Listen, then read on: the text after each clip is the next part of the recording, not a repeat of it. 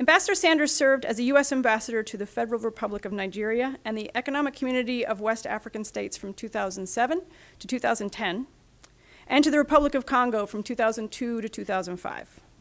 Prior to that, she was the International Affairs Advisor and Deputy Commandant of the Industrial College of the Armed Forces. That's one of the U.S. military's premier colleges at the National Defense University in Washington, D.C. And there she taught international affairs, national security issues, and African studies. Dr. Sanders has served twice as the Director for Africa at the National Security Council in the White House. She has a range of foreign and public policy analytical experience, technical expertise in public diplomacy, and best practice expertise on energy sector reform. Sanders is the owner of Feeds, am I saying that right? Yeah.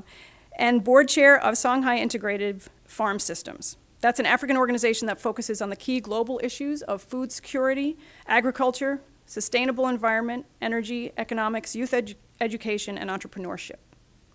Sanders is also founder of the Feeds Advocacy Initiative on these same issues in Washington, D.C., and at Robert Morris University, which we all know well here in Pittsburgh. She's also a board trustee at Robert Morris University.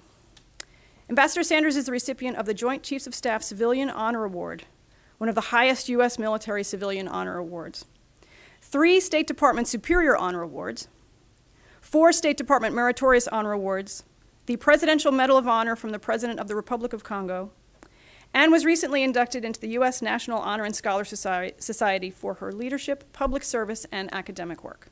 She is a board member at the Smithsonian National Museum of African Art and at Human Rights Watch, and a global advisor to Operation Hope, a nonprofit organization focused on at-risk communities around the world. Her most recent State Department assignment was as International Affairs Advisor and Communication and Outreach Director to Africare.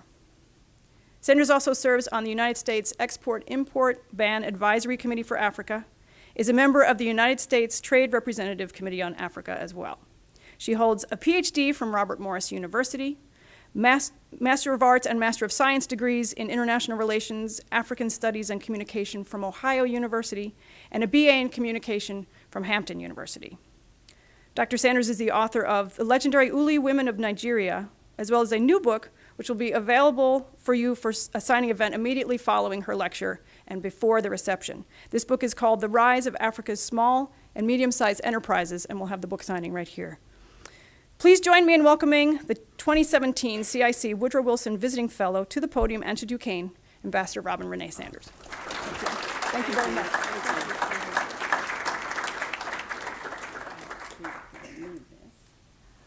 First of all, good evening. You see we had a little bit of a technical difficulty, so I had some slides to share with you, but I guess we won't try to do that today.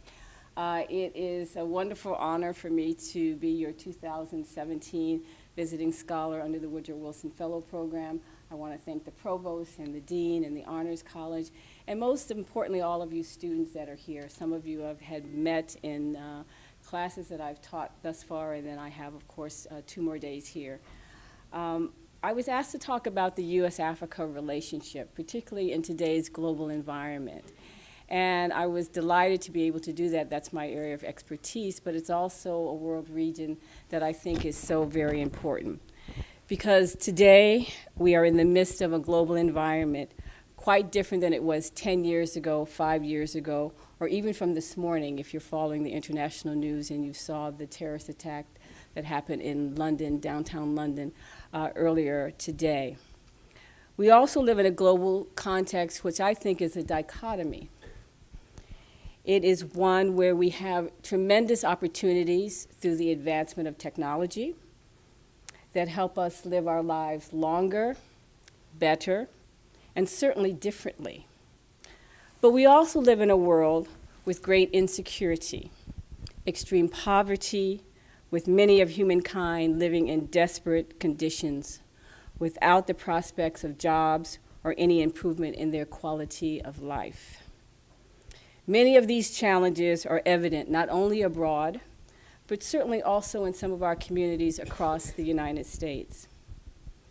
So whatever I say to you this evening about the U.S.-Africa relationship, I also want you to think in general about how we balance our global relationships, because we live in a global community, but also how we help communities across the United States. One thing is certain. With the dynamic current world environment, there's also a sense of uncertainty given the uptick in unintended consequences of geopolitical actions. We have various state and non-state actors who see the world not only differently, and there are a number of examples around the world, Russia, Syria, Iran, North Korea, and I would even add Turkey in that mix today. These countries play by a different playbook, and they play by different rules, many of which we do not understand or simply in the West do not like. But they exist, and we need, at a minimum, to understand who they are, but understand that their actions and reactions, what they can mean for us and also to us. If you are following international news at all today, you can see just how much the world has changed this year with our efforts to remove the Islamic State, the massive influx of refugees and migrants into Europe as a result of conflicts in Syria, parts of Libya, the unstable environments in parts of Somalia and Afghanistan, and the severe famine affecting more than 200 million people in East and Southern Africa today. And there's an area of the northern part of Africa that I call the Sahel extremism belt, because it kind of looks like a belt. It starts over in Tunis, and it kind of drops down, runs through northeastern Nigeria over to Mali, and certainly affects parts of Somalia and Kenya. Today, we have 60 million people that are not living in their home country based on one of the reasons I just provided. 60 million, that is a lot of people. It is more than at any other time in our history, even more than World War II. So, even though we are living in these extraordinary times with these extraordinary, daunting world challenges and the various 37 conflicts that exist across the globe, I believe the U.S. can make a positive difference, and it is in our interest to do so. So what I mean, really, is despite these challenges that I have outlined for you in the current global context, the U.S. can have and nourish positive relationship and even expand our base of allies, our base of partners, and our base of friends. Because no doubt the world will not become less complicated and the world will not become less complex. Clearly, we have to be more selective in who our friends and our partners are, as we cannot possibly do everything. And there's also an environment and a feeling in the United States today, which is to really dial back our efforts on nation building and focus on the important dispensation of the war to eliminate the Islamic State, as so outlined by the U.S. administration, not just in policy, but also in budget allocations for the national budget going forward. The importance of eliminating the Islamic State, it cannot be underestimated. And I'm definitely in the camp of doing everything we can to make that happen. But what I have also learned over my years of diplomacy is that when the U.S. is absent in the world, there is a void. And many times that void gets filled by something or someone that can hinder or derail stability. There are lots of examples around the world today, and just to highlight a few, we were absent after the Cold War, our tardiness in addressing Libya and Syria, our pullbacks in our footprint militarily in Iraq and Afghanistan. The latter void, particularly in Iraq, left space for the Islamic State to rise. So what I am saying is we need to be present in the world, not absent. So my focus this evening is to underscore that there are country and regional partners out there politically, economically, and culturally, and don't underestimate the cultural aspect, who with the U.S. can engage for the long term, despite these turbulent times and still work within the policy objectives of the Trump administration. I am arguing then that sub-Saharan Africa is one of those regions, particularly since over the last decade, it has been an area of ongoing bipartisanship. So I know that some of you in the audience are old enough to remember this commercial, "You've come a long way, baby." And it's an old American television commercial, and I just think that the phrase is just so appropriate to where sub-Saharan Africa is today. It's so applicable to that. It really has come a long way. It is an emerging region with emerging leader nations, emerging business and investment opportunities, and an emerging population. But I really want to start with these questions first. Why is this region important?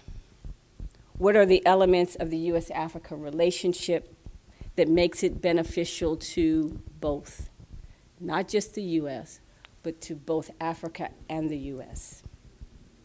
What can this relationship mean for and to the United States and to Africa to be strong political, economic, and cultural partners? So let me set the stage. On the strategic, political, and security level, the mutual benefits, I think, should be self-evident. But if they're not, let me highlight a few. On the U.S. side, we want partners with whom we have mutual understanding and appreciation for democratic principles, and there's a basket of them, good governance, strengthening institution, anti-corruption efforts, et cetera. But this also includes countries with enabling environments that support the outcomes of free and fair elections, even if a candidate of one's choice does not prevail. And this sentiment is also applicable to us here in the United States as well. And last but not least, we want partners who will work with us to stem security challenges. There are a number of African populations who live in what I call powerhouse nations, who are in lockstep with us on the importance of the democratic pillars. Although I have 9 on my list, examples are Senegal, Nigeria, Kenya, Ghana, Tanzania, South Africa, just to name a few, even though internally some of them still have political growth and corrections to make.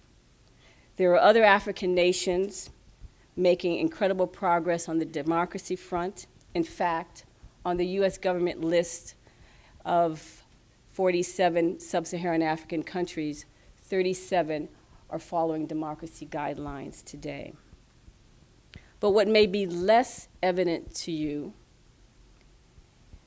but extremely important, is the U.S.-Africa economic investment and business relationship, which really exists now in good measure. But I am arguing that we need to build it up, we need to expand it, we need to nourish it, and we need to cultivate it much, much more.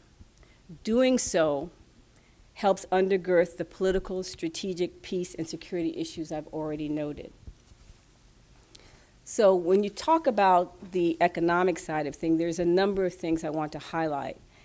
And I want to share with you the challenges, which I've just done, but I also want to share with you the good news stories that many of you may not know. First, let me talk about demographics. But let me be clear, when I am talking about demographics, I'm talking about everything that's measurable, not just population figures. So the basket of demographics that I want you to understand, I'm going to start with a few here, that I see it's so important to the U.S.-Africa relationship today, tomorrow, and going forward. The projection for the population on the continent is 2.4 billion people by 2050. Just absorb that for a moment. It's currently at 1.1 billion. It is on the path to reach 2.4 billion people by 2050. The number of young people represent over 50% of that figure. That means 600 million plus young people between the ages of 10 and 29 years old. The female population on the continent is at 50.2% and growing. And the third most significant population subfigure, and the one that's always staggering for me, is the working age population in the region. By 2035, will be larger than the rest of the world combined. That is a lot of people. So I'm emphasizing these figures because I see this as a population dividend, meaning that I see it as a positive. Of course, it has the potential to be problematic if certain poverty sectors do not improve in the following areas. Today, most of the African population lives on $1.25 a day. That's not a guaranteed $1.25 when you wake up in the morning. That means you are struggling for 24 hours to come up with enough money to either feed yourself and or feed your family. There are 600 million Africans without electricity, energy, and light. And you can imagine the ripple effect that that has on education and health systems, et cetera. Of the 842 million hungry people in the world today, 239 million live on the continent who face daily hunger. So the good news story, you may ask after I've outlined all of that, there are a number of them. Let's start with economic growth rates, for example. In the region, the gross domestic product, the GDPs, of many African countries range between 2 and 4%, higher than most other world regions except maybe China, which hovers between 6 and 6.9%. And if I was to give you a comparison on the US side, our 2016 fourth quarter GDP was at 1.9%. For the last 6 years, however, running from 2006 to 2016, 7 out of the 10 fastest growing economies in the world were in Africa. Next on the good news story list, in my view, where the benefit lies for both sides of the Atlantic. It's really in the economic development and investment area. The entire Africa region, not just sub-Saharan Africa, has potentially a $3 trillion trading market. And combined economies are valued at nearly 50 trillion, making the entire region one of the largest potential continents for US goods and services and investment and also trade. I make a point in my recent book that if the US Rust Belt manufacturing is a comeback goal, then why wouldn't we want to be engaged with the largest trading market, the continent with the largest population? Expanding a bit more on the region's small and medium-sized businesses, which are called SMEs, they are contributing to trade, growth, market potential, similar to what US small businesses have done in the United States. We have 28 million small businesses in the United States, and they have contributed to our economy in enormous ways over the last 50 years. In addition, what you may also not know is the continent is the most mobilely connected continent in the world. There are 736 million mobile devices, phones, tablets, what have you. Nigeria alone has 100 million. So the creative growth of internet-based apps and solutions and what I like to call business aiding development entrepreneurship is definitely on the rise. With technology and its two sister benefits, mobility and knowledge management having been key to this shift change. Africa and Latin America are the two regions of the world with the most arable land and water resources. For sub-Saharan Africa, these same elements similarly will benefit the governments, the region, and its people in just the same manner, or maybe even more so than they are here in the United States. Other nations, such as China, are not only seeing these benefits, but they have stepped up and stepped into these sectors that I'm talking to you about. It will be up to the African nations, however, to decide how they want to engage with China and what they demand from its relationship with Beijing, but they are definitely very much on the continent, more so than we ever are. Overall, then, what am I saying? I am speaking with a global lens on. And I'm saying that we need to have more partners abroad, help those in desperate situations, conflict situations, that have been displaced by famine or insecurity, so they are not unwittingly used by groups for terrorism activities or forced into migrant or refugee circumstances. The U.S. is not isolated from these issues. And if we think we are, then we are being extremely foolish. So I want you to keep these 4 things in mind as we go forward. 4 things that I like to call appreciation. I want you to appreciate the range of demographics I have shared with you this evening on what I call Africa's population dividend and the positives on the economic, policy, security, and natural resource issues.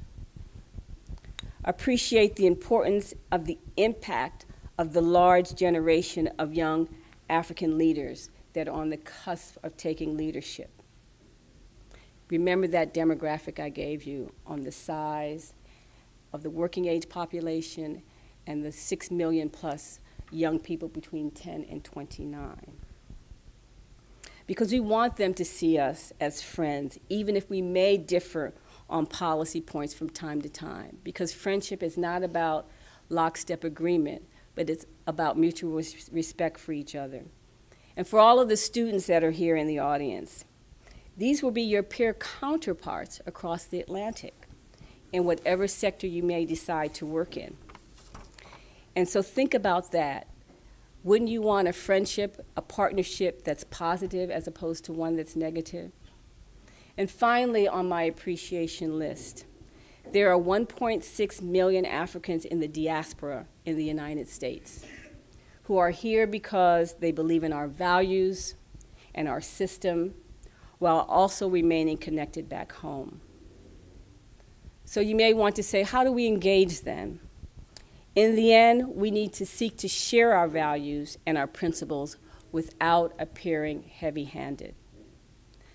We need to be concerned about the plight that everyday African nationals face, and I've outlined them for you.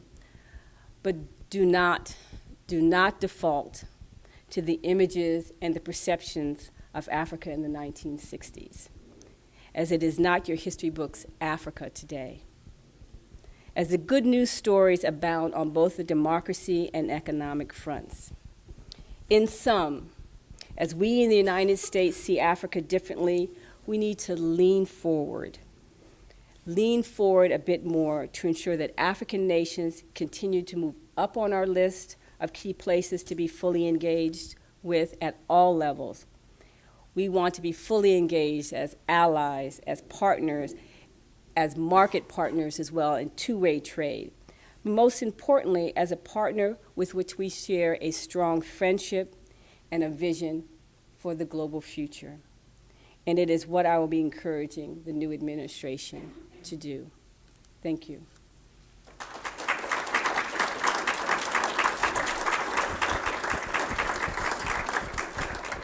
So I understand I'm open for questions, but we don't have a lavalier, so I'll try to project as much as possible. So I am available for questions for a few minutes. None? Wow, okay. Did I stun you all into silence? Oh, there's one back there. Yes, sir. Can you tell me your name, please? And if you're a student here, tell me what you're majoring in. So the Trump administration has said that they're going to scale back on development aid to African nations. To everybody, not singling out Africa. Not singling out. Mm-hmm. It was kind of a broad statement, like most administrations.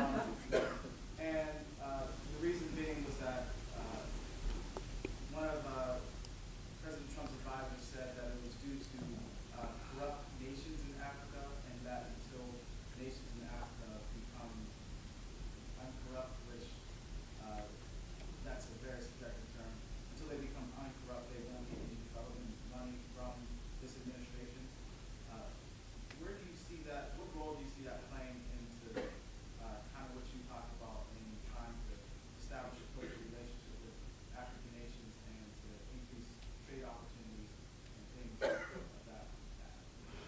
What they said was the budget allocation, the draft budget allocation, it cuts development funding and funding to the State Department by 37%. So it's not targeted just to Africa. So I just really want to make sure that that's clear.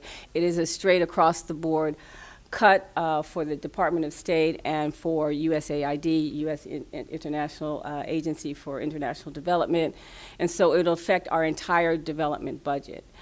I have not heard specifically, any mention of, these corrupt. That might have been a advisor of his saying that without really being part of a policy framework. I have not heard Secretary Tillerson say anything like that or anything coming out of the State Department.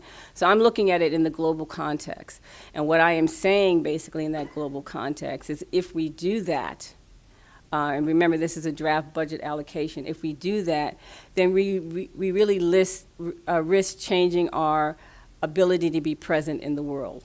That is my argument. And so those and those like me, we're out there making that argument, that if you do that, these are the examples throughout history. I mean, we don't even have to create reasons necessarily. History has shown us that when we are not there, then there is a void that happens, and anything can step into that void.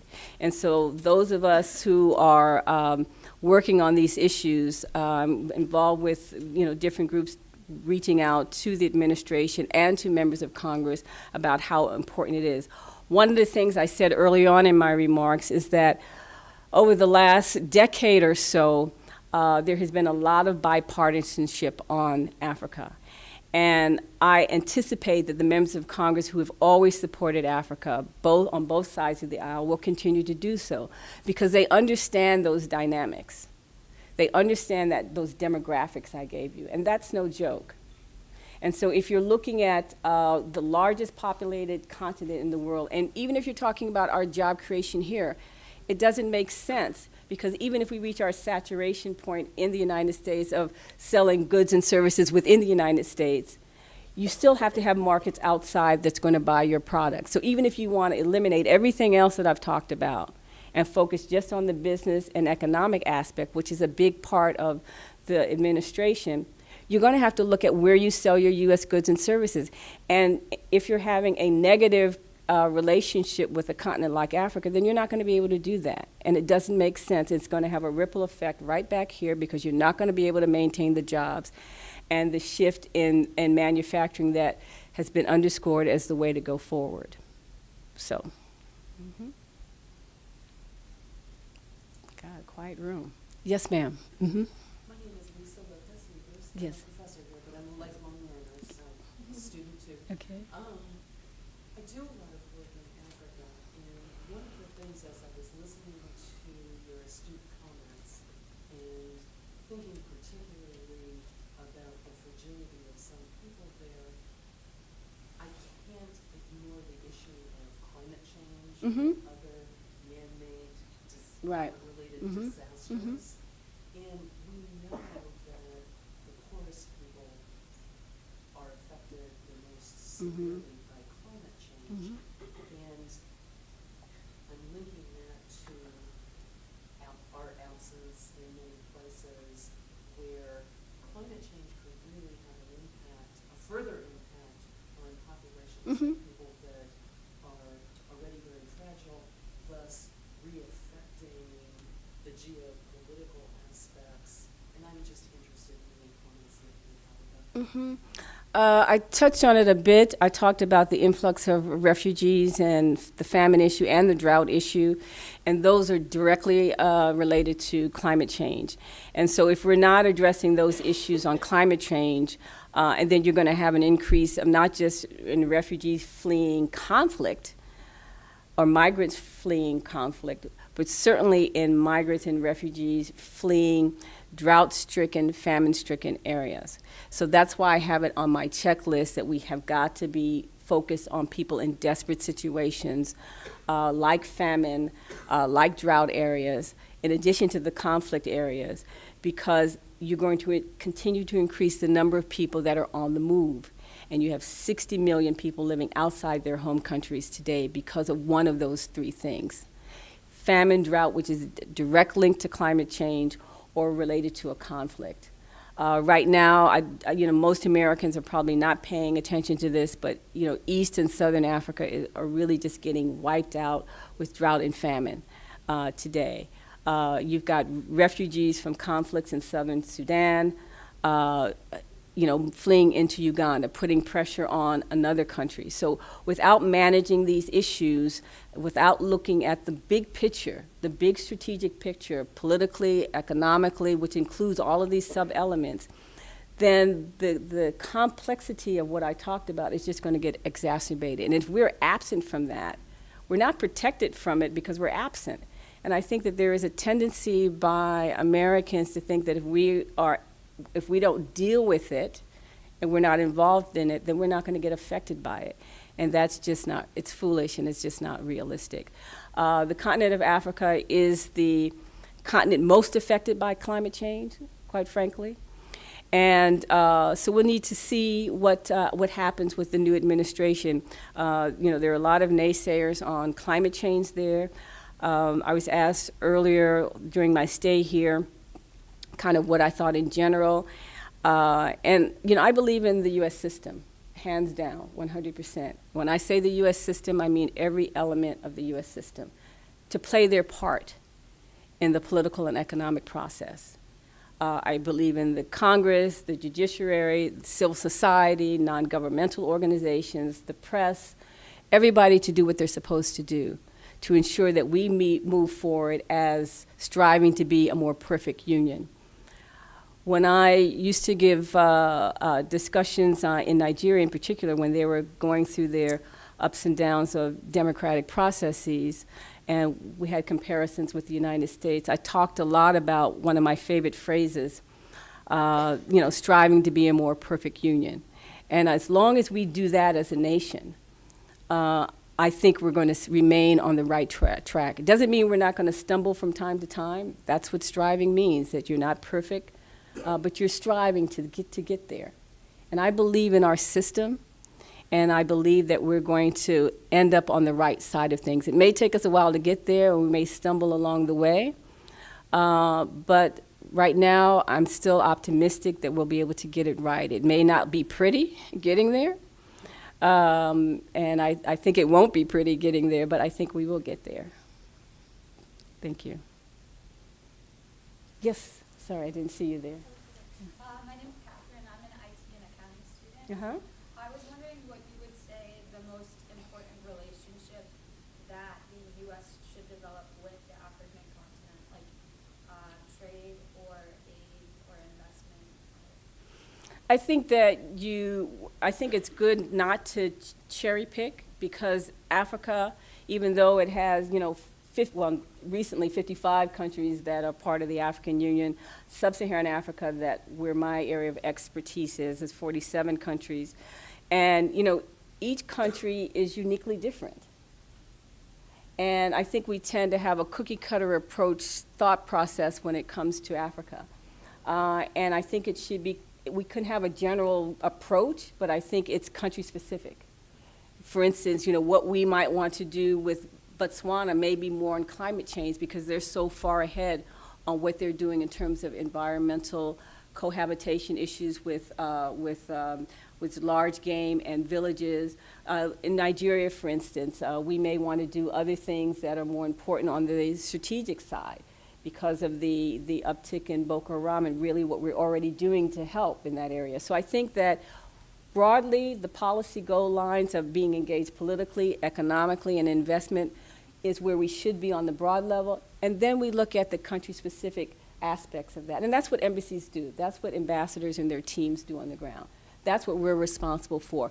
We take the broad policy issues, we look at what makes sense in the country that we are in, where the strengths are, where the best partnership might lie, and that's how we move forward. So, wow, that's it. No other questions? Don't be shy if you have any. Wow, okay.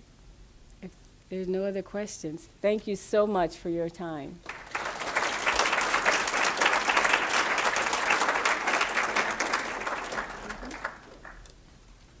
Thank you again, everyone, for being here. Now the evening sort of just started. You can line up here. Thanks to our bookstore, we have book signing, and after that, we'll have some refreshments in the back. Oh, don't worry, we'll get you a pen. Yeah. And thank you again, Ambassador Sanders. All right, thanks, everyone.